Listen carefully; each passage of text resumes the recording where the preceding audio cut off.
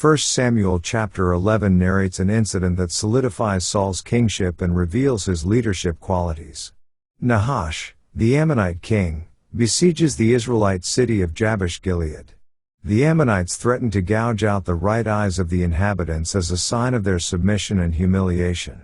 The distressed people of Jabesh-Gilead send messengers throughout Israel, and their plea reaches Saul. Upon hearing the news, Saul becomes filled with righteous anger. He takes a pair of oxen, cuts them into pieces, and sends the pieces throughout Israel as a call to action. Saul's message is clear: anyone who doesn't come to the aid of Jabesh-Gilead will face a similar fate with their oxen. This inspires a united response from the Israelites. Saul assembles a formidable army, and they launch a surprise attack against the Ammonites. Under Saul's leadership, the Israelites achieve a resounding victory over their oppressors. This victory not only saves Jabesh-Gilead but also solidifies Saul's standing as the recognized king of Israel. The people celebrate this triumph by confirming Saul's kingship in a public assembly at Gilgal. In summary, 1 Samuel chapter 11 showcases Saul's effective leadership as he responds decisively to the crisis in Jabesh-Gilead.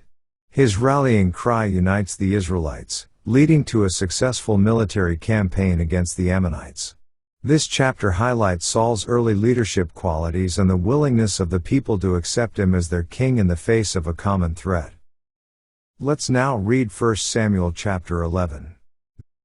Then Nahash the Ammonite came up, and encamped against Jabesh-Gilead, and all the men of Jabesh said unto Nahash, Make a covenant with us, and we will serve thee. And Nahash the Ammonite answered them, On this condition will I make a covenant with you, that I may thrust out all your right eyes, and lay it for a reproach upon all Israel. And the elders of Jabesh said unto him, Give us 7 days' respite, that we may send messengers unto all the coasts of Israel, and then, if there be no man to save us, we will come out to thee. Then came the messengers to Gibeah of Saul, and told the tidings in the ears of the people, and all the people lifted up their voices, and wept. And, behold, Saul came after the herd out of the field, and Saul said, What aileth the people that they weep? And they told him the tidings of the men of Jabesh. And the Spirit of God came upon Saul when he heard those tidings, and his anger was kindled greatly. And he took a yoke of oxen, and hewed them in pieces, and sent them throughout all the coasts of Israel by the hands of messengers, saying, Whosoever cometh not forth after Saul and after Samuel, so shall it be done unto his oxen. And the fear of the Lord fell on the people, and they came out with one consent. And when he numbered them in Bezek, the children of Israel were 300,000, and the men of Judah 30,000. And they said unto the messengers that came, Thus shall ye say unto the men of Jabesh-Gilead, Tomorrow, by that time the sun be hot, ye shall have help. And the messengers came and showed it to the men of Jabesh, and they were glad. Therefore the men of Jabesh said, Tomorrow we will come out unto you, and ye shall do with us all that seemeth good unto you.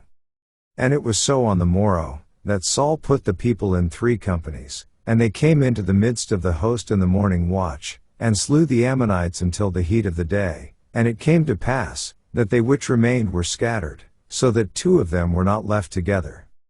And the people said unto Samuel, Who is he that said, Shall Saul reign over us? Bring the men, that we may put them to death. And Saul said, There shall not a man be put to death this day, for today the Lord hath wrought salvation in Israel. Then said Samuel to the people, Come, and let us go to Gilgal, and renew the kingdom there. And all the people went to Gilgal, and there they made Saul king before the Lord in Gilgal, and there they sacrificed sacrifices of peace offerings before the Lord, and there Saul and all the men of Israel rejoiced greatly. This ends our reading of 1 Samuel chapter 11.